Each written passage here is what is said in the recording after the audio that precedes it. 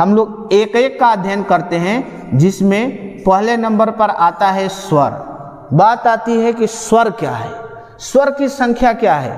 तो आप सीधे कह सकते हैं कि वह स्वतंत्र ध्वनि जिसके उच्चारण में अन्य वर्ण की सहायता नहीं ली जाती, उसे क्या कहते हैं? स्वर कहते हैं। वह स्वतंत्र ध्वनि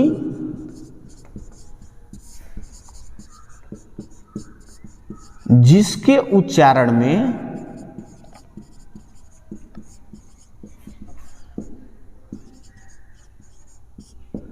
अन्य वर्ण की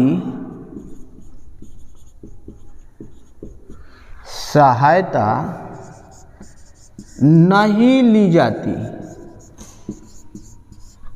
है, उसे स्वर कहते हैं। स्वरों की संख्या 11 है। अब समस्या यह आती है कि स्वरों की संख्या 11 कैसे है? स्वरों की संख्या तो 11 है नहीं।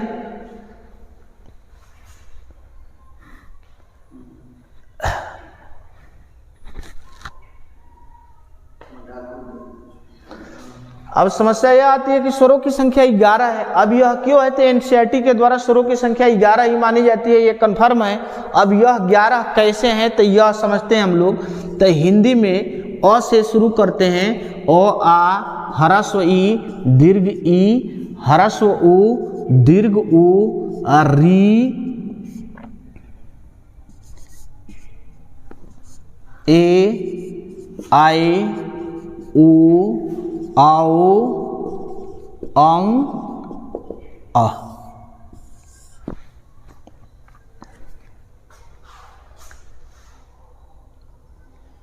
अब ये 13 लिखे गए हैं, लेकिन ये 11 है कैसे? तो ये दिमाग में रखेंगे कि देखिए ऊपर लिखे हैं। यदि कोई पूछता है कि ये 13 लिखे हैं 11 क्यों है, तो ऊपर आप परिभाषा बस एक बार उनको पढ़कर सुनाएंगे कि वह स्वतंत्र ध्वनि जिसके उच्चारण में अन्य वर्ण की सहायता नहीं ली जाती, उसे हम लोग स्वर कहते हैं। अब इसमें जैसे आए आप लोग अ, तो अ का जब उच्चारण करते हैं अ आ ई, तो अब इन ध्वनियों के अंत में बस वही ध्वनि आ रही, ई आ रहा है, ओ तो वही आ रहा है। तो इसके कारण यह 11 स्वर है। किंतु अब अंग और अह का उच्चारण करके देखें, अंग, तो अ में ग आ गया, अह तो ह आ गया। तो इस कारण से इन दो को निकाल दिया जाता है और इसे हम लोग अयोगवाह के नाम से जानते हैं। अयोगवाह ही क्यों कहते हैं अभी आगे बता रहे हैं आप लोगों को, लेकिन अब इसके आगे देखते हैं। अब इन 11 स्वरों को यदि आप लोग पूर्ण रूप से समझे कि इन ध्वनियों का मतलब क्या है, यह किन किन ध्वनियों से मिलकर के बने हैं स्वर, तो समझिए कि स्वर संधि जो पढ़ते हैं आप लोग, तो सभी स्वर संधि के नियम इसमें समाहित है।